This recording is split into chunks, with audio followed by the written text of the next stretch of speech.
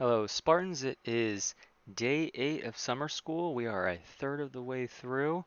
So let's get started on your quick writes. We'll look at what you said on Friday. It's been a long weekend, so let's get back into it. I'll ask you a few questions. We'll do a few online activities, and you can just jump into courseware. So let's start with the quick writes. From Friday. Okay, I've got to clear out some of our drop students, but otherwise the progress is looking good for the people that are still in here. Um, for the YouTube daily video check, it seems like most people are getting it. I just put in a secret number in a secret column for that day, and I might actually end up implementing this every day. I think I will. Um, it just ensures that you're able to watch the video, that I know you've watched the video at least to some portion. So the people that were getting it incorrect and it's just blatantly wrong, those people are not watching the video. All you have to do is click the video, watch the video. It's so easy. Same thing here. This should be a number. Instead, it's just a space, I believe. Yeah, it was just a space. Uh, anyways, in the future, I might do this. I might make this part of it every day. So the people that aren't watching the video, hopefully you are watching them now. Very easy point there. So I'll hide that. What have you learned in Edgenuity in the last week? So you guys have been talking about different things. Everybody's going at their own pace. That's why I kind of need to check in and make sure people are doing what they need to do. For Chemistry A, kinetic molecular theory and gases. Gases, mostly about gases. Okay, learned how to distinguish physical and chemical changes, difference between a physical and chemical change, physical and chemical changes. Let me go over it. Okay, so physical and chemical changes, you might be a little bit behind. That's fine. It looks like gases is where everybody should have been up to. Okay, about equations. Equations. Okay. Learned how to be better at solving calorimeter equations and how to find enthalpy. Yeah, you guys might be working with Q equals MCAT. That's the energy that is exchanged is equal to the mass of the object times its specific heat times the change in temperature. There's lots of little mnemonic devices that hopefully the videos are covering. I learned about specific heat and calorimetry. Okay. And I have to be transparent with you guys. This is the first time I've used Ingenuity for an entire semester. I've used it for credit recovery, but the credit recovery is a slightly different variation of it. So I haven't seen all of the small changes that you guys might be privy to. And that's one reason why I'm asking you guys for feedback, just so that I can make better use of this for the future. Heat flow, law of conservation of energy. Yes, energy has to be conserved. It's going somewhere. Same thing with matter. That's a really important concept to conceptualize when you're in chemistry, is that it's got to go somewhere. It doesn't just disappear, and things don't just appear. It comes somewhere and it goes somewhere. And we're gonna actually do a little bit of work on some of the carbon in gasoline. Where the heck does that go? Uh, and we'll quantize that as well. What a calorimeter is and how it's by used by scientists, about melting points. Yeah, okay, cool. And then I also was just trying to hopefully temper some of the people that were going to be traveling a lot. We now, it seems like, have a new secondary spike in COVID cases across the nation. There are countries across the world that are now banning Americans from coming in because we have so many cases. And a lot of that is because um, we haven't really been following the guidelines, and there's been a lot of travel. A lot of people are traveling. I know a lot of people were antsy to travel on July 4th. I had family that did the same thing, and I'm not going to scold them, but it's sort of like, if you can minimize it, it would be helpful. Um, So let's see what you guys said and the information that you supplied. I got a bunch of different articles. That's always good. Uh, Interesting sources, a very eclectic set of sources. We've got some LA Times, some medical news, some Fox News, some more New York Times.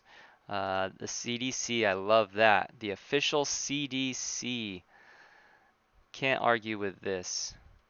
That's that is the place to go. If you are looking for actual data and guidelines, these are the professionals that are responsible for everything.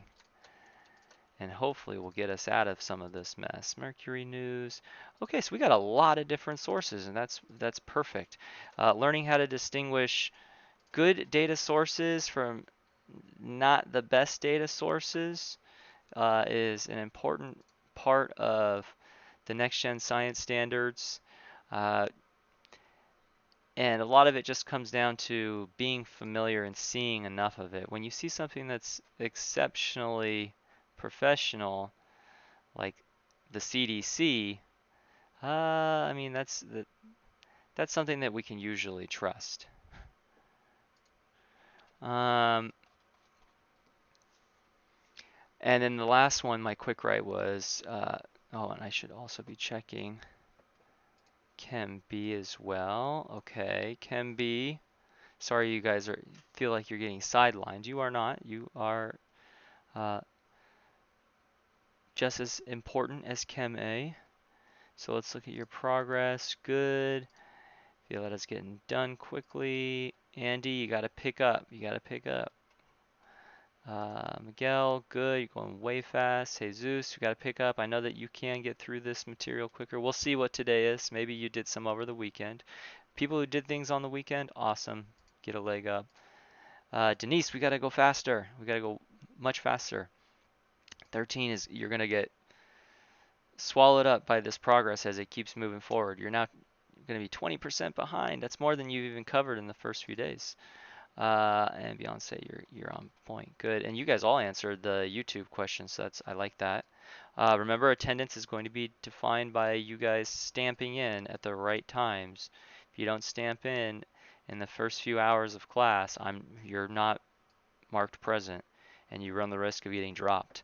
What did you guys? Oh, redox and Avogadro's number. Okay. I learned how to tell the difference between spontaneous and non-spontaneous. Okay. Half reactions, balancing reactions, and that's pretty much it. But that's a lot. I mean, that's a lot of stuff. Mole to mole ratio and stoichiometry and Avogadro's number. That is 6.022 times 10 to the 23. Avogadro's number is 6.022 times 10 to the 23. So that means that on October 23rd, that's mole day. Because one mole is it's a number, like a dozen. A dozen is 12. A mole is a huge number. It's 6.022 times 10 to the 23. Whoop, to the 23. That's 10 with 23 zeros. So you'd have to move this decimal spot 3 spots over and another 20 zeros. So 022 and then 20 zeros. 1, 2, 3, 4, 5, 6, 7, 8, 9, 10, 11, 12, 13, 14, 15, 16, 17, 18, 19, 20. That's a mole. Is that many? And it automatically converts it back over to the scientific notation. But 6022, 1, 2, 3, 4, 5, 6, 7, 8, 9, 10, 11, 12, 13, 14, 15, 16, 17, 18, 19, 20. That's a mole of something. If you have a mole of something, that's that. That's a very useful quantity because our periodic table is based off the mole. If you have a mole of carbon, it weighs 12 grams. That's why it's the molar mass, and all of the molar masses are on the periodic table. But that's how many atoms are in a mole. So next year on 10/23, that is mole day, if Mr. Rodriguez comes in and asks you what today is, and you say it's mole day, you will get bonus points with me. Because a few years back, I had him come in to the following year's class, and they asked what mole day was, and nobody knew what mole day was, and I felt like I had failed as an instructor to teach those students what a mole was. So hopefully you guys will remember. Redox and half reactions. Yeah, redox and half reactions is actually one of the more difficult ones. But hopefully you're clearing through the material about reactions, reactants and products, chemical reactions, and types of reactions. Cool. Um, Same thing, the FDA. Ooh, FDA is a good one as well. The Federal Drug Administration. Oh, sorry, the U.S. Food and Drug Administration, I should say. Um, the CDC again, the New England Journal of Medicine, very, very official. LA Times, not as official, um, but I personally do refer to LA Times quite often. Yahoo Sports News, let's see. Ah, okay, cool. That's a good one. That's a local one. I like that. Public Health and NY Times. Yes, good. Good sources of data, guys. Very good. Um, I don't have any plans. Okay. Just, okay. Most people are staying at home. Won't be doing anything. I just never go out. Okay. Probably just, at most, go to the park. Well, that might be actually one of the places that you got to be most careful with because it's a lot of strangers. I will say I personally went to my local park, but it was kind of deserted, and it was only to play tennis with uh, my wife and my parents. So we all were one group. And with tennis, you kind of get social distancing built in because I will just be at home. Okay, since I'm very far behind, I like it. I like that recognition. I know that you're gonna catch up. Catch up on ingenuity. Nice. Not, okay, so Denise, your friends and family are going a weekend away from the city. We got a cabin in Yosemite for the weekend. Yours is going to be the perfect. Yours is going to be the perfect response to the quick writes today. I hope you're doing well. Uh, One of my family members, my cousin, he went to Lake Arrowhead this weekend, and he thinks he might have picked up COVID from one of the people at the cabin. And if that's the case, that's a, that's huge, because most people probably will be asymptomatic or not have any problems, but there's some people that will have lifelong complications or definitely death. This is not something to scoff at. I mean, I will say for my students in the spring, kind of dismissed it a little bit, but that's the thing about science is that when you evaluate new data, you have to reevaluate your stance on things. You can't just say, "Oh, well, it wasn't that big of a deal, and because I said it wasn't that big of a deal, it's never going to be a big of a deal." No, if the data comes in and says it's a bigger deal than it is, or than we originally anticipated, then adjust your point of view. That's the beauty of science, is adjusting your point of view in recognition of new data. That is data-driven science. And uh, data-driven medicine is hugely important in our society. Okay, so let's get on to the activities for today. First off, your ingenuity. We are going from 29 to 33%.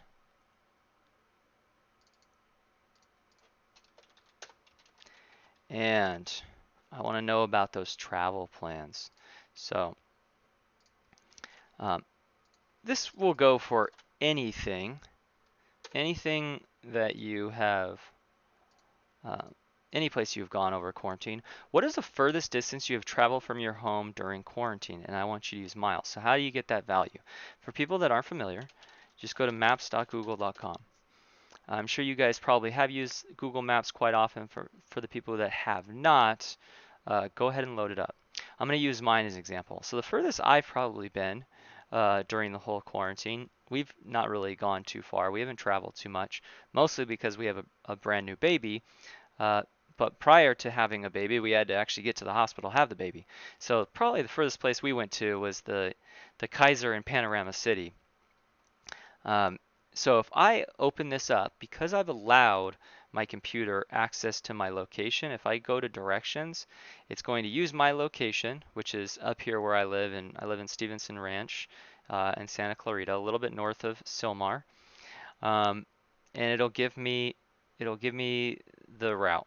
It'll tell me the the fastest route by traffic. And it'll give me 18.9 miles. So I see that value right there is 18.9 miles. Now, if you have not allowed your location, you got to change from your location, because it won't allow that, to your actual house address. So if you could put that in, that would be good. So that's the first one that I want, is just what's the furthest distance. And for me, it's 18.9. I want to see who's traveled the furthest, who hasn't traveled much at all. I know that some people have traveled some, you know, you have to have some amount of distance.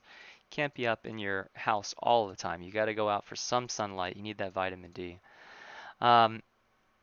But going out, a lot of the times we're going to be traveling by car, and a lot of those cars that we use are combustion engines.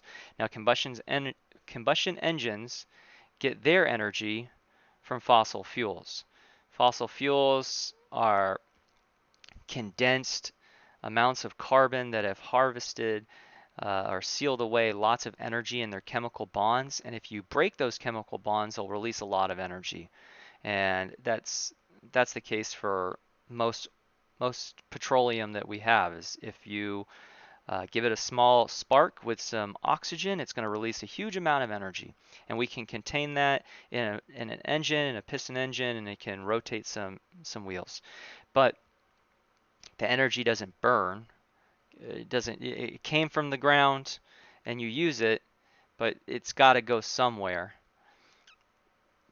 The question is, where is all that energy going? Where is all that matter going? Because it was carbon that was in the ground. Now it comes up into our cars. We use it. Where does that carbon go? Where does that energy go?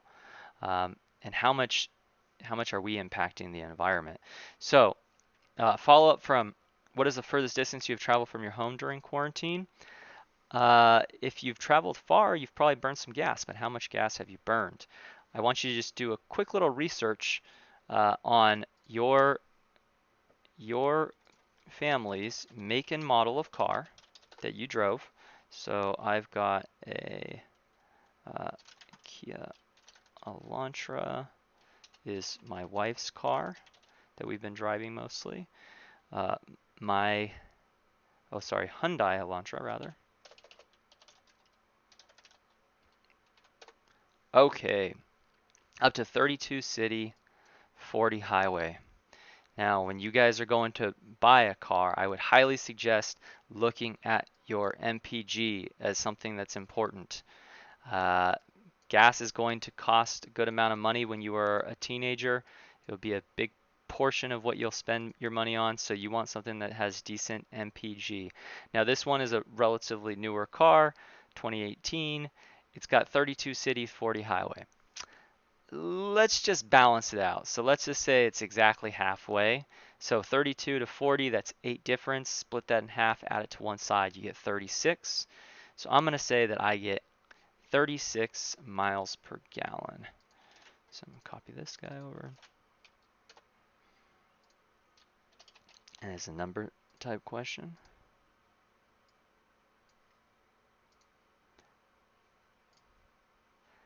Now, how many,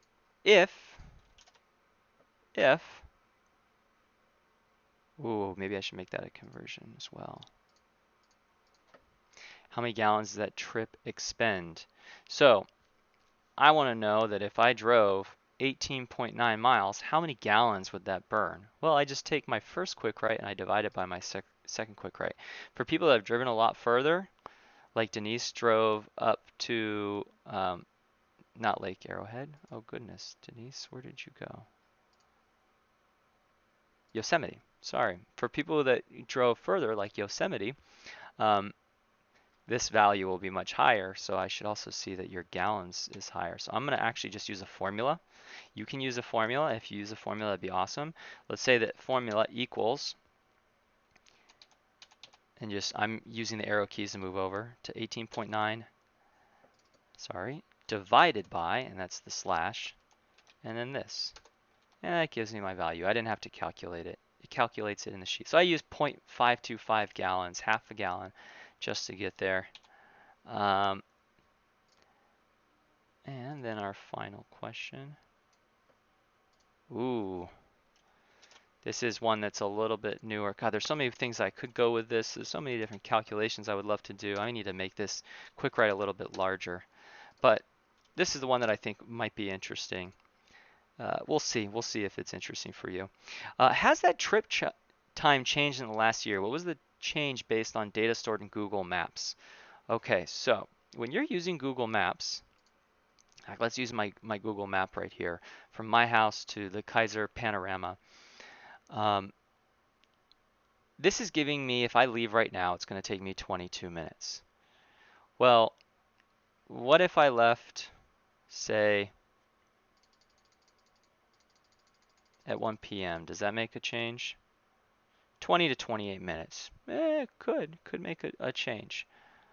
Well, we're also in a pandemic, and allegedly the traffic has decreased.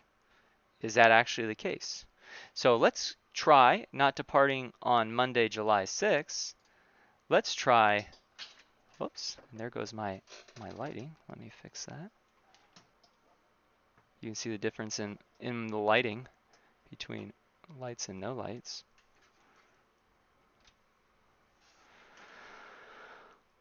Let's try not July 2020. Let's try July 2019. We'll use a Monday, the first Monday of the month. If we use the 6th, that's a Saturday. I think days and months matter a little bit more. So we'll use Monday, typically 20 to 28 minutes. So for my case, doesn't look like the traffic has changed much. Let's look at, say, January 2020 on a Monday. Typically, okay. Depart at.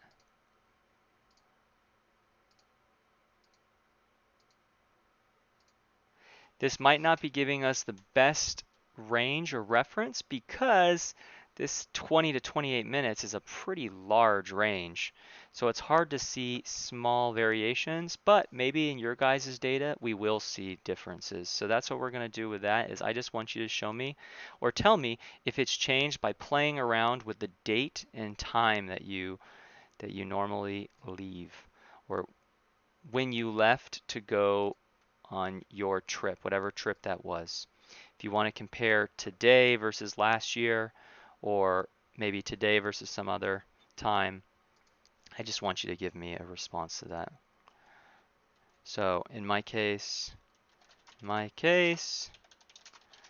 the travel time may not have changed, but the reference, but the data range is too large to say with certainty. Okay, so respond to those quick writes. I'll get back to you guys tomorrow with all the answers to those responses, and make sure that your Edgenuity courseware is still rolling. I'll be updating the grades throughout the day, so check in for that. Okay, guys, have a good one.